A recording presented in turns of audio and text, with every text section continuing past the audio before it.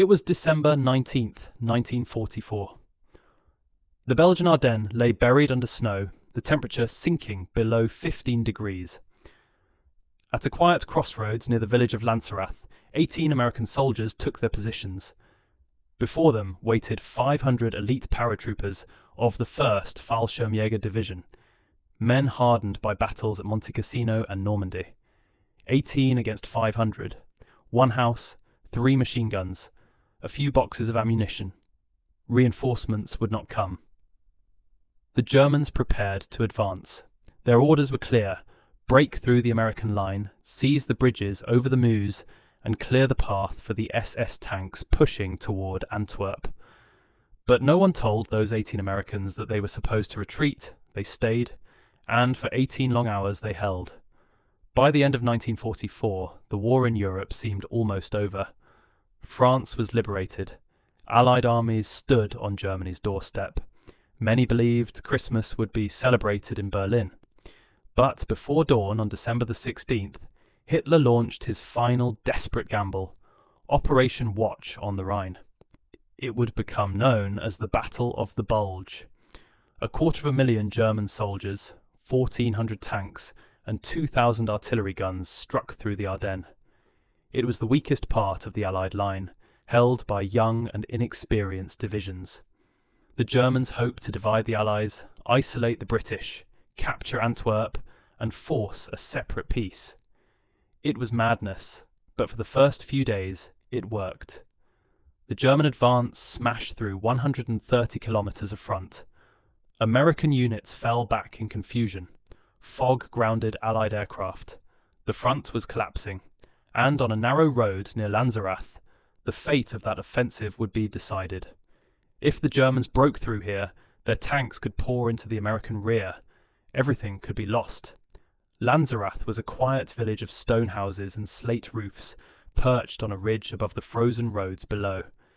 Its people spoke German, sold milk to the soldiers, and hoped the war would pass them by.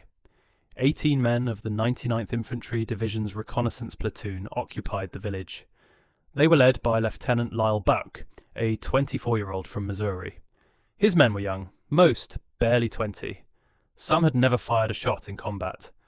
They had 3 Browning machine guns, 18 M1 Garand rifles, 2 bazookas, and a handful of grenades. It seemed a quiet post to wait out the winter, until the morning of December 16th. At 4:30 a.m. the stillness shattered. The earth trembled as hundreds of German artillery pieces opened fire.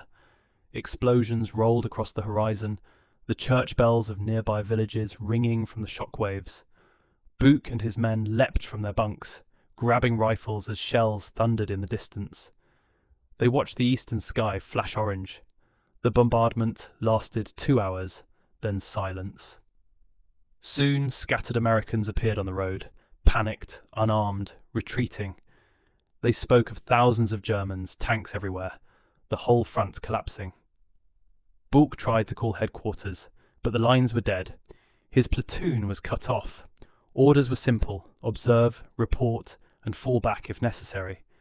But with no way to communicate, there was nowhere to fall back to. Lanzerath was alone. That evening, movement appeared at the tree line. Dark figures advanced through the snow. At first, they looked like retreating Americans, but through binoculars, Buch saw the truth. German paratroopers, hundreds of them. It was the 1st Fallschirmjäger Division, commanded by Colonel Friedrich von der Heydte. Their objective: capture Lanzerath and open the road for the SS Panzer Division Leibstandarte Adolf Hitler. The Germans halted at the edge of the forest. Von der Heydte didn't know how many Americans held the village, and he wasn't about to risk a night assault. He would wait for dawn. Morning came on December 17th, grey, frozen, and silent. At 7 a.m, the first Germans emerged from the trees, moving low through the snow. Dozens became hundreds. They crept within 50 meters of the American lines. Then the first shots cracked through the cold air. 3 Browning machine guns opened up, and the lead German ranks fell instantly. Those behind scrambled for cover, their MG-42s returning fire, tearing through walls and windows. The fight lasted 15 minutes before the Germans fell back, leaving dozens of dead in the snow. Not a single American was hit. For a moment, the defenders believed they had won. But that had only been the first test. At 8 o'clock, the second assault began, this time from 3 directions. Mortar shells pounded the village, shattering rooftops and splintering trees. The house where Book's men fought shook under the blasts. A bazooka round struck a tree, sending shrapnel through the attackers. Machine guns raked the fields, cutting down more paratroopers. By 10 o'clock, the Germans had already lost dozens more men. The attacks came again and again, 4 more times between morning and afternoon, each wave stronger than the last, each leaving more bodies in the snow. Inside the burning house, the Americans were down to their last grenades. Ammunition was running out. Exhaustion was setting in. Von der Heydter couldn't believe what he was seeing. His reports claimed hundreds of defenders, perhaps an entire company. He ordered his mortars forward to flatten the village. The shells came down, collapsing walls and setting fire to the ruins. By late afternoon, only 12 Americans could still fight. Their ammunition was almost gone, less than 100 rounds between them. Smoke choked the air as the house crumbled around them. They had held for 10 hours. They had stopped 500 German paratroopers in their tracks. The Germans prepared one last assault to finish them.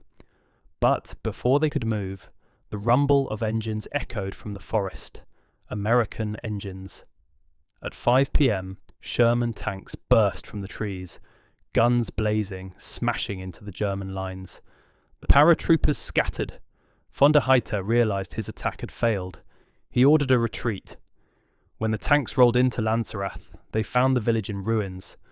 Among the rubble, 12 survivors crawled from the cellar, covered in soot and snow, eyes hollow with exhaustion. They had 47 rounds left. 18 had gone in. 3 were dead, 4 wounded, and the rest barely standing. But they had stopped the German advance. They had saved the division, and perhaps the entire Allied front. In the days that followed, 4 of the wounded died. The survivors were decorated for bravery. Bulge received the Silver Star, others the Bronze. Von der Heydter's division never recovered from its losses. The delay at Lanzerath gave the Allies time to regroup and counterattack. The German offensive stalled, and the Battle of the Bulge began to turn. Historians later wrote that if Lanzerath had fallen in the first hours, the German tanks might have reached the Meuse. But 18 men didn't let that happen. Years later, von der Heydter admitted that he had never seen resistance like it.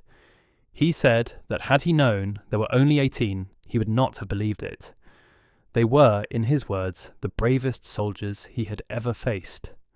Lanzerath was rebuilt after the war. In front of the Peters farmhouse stands a plaque.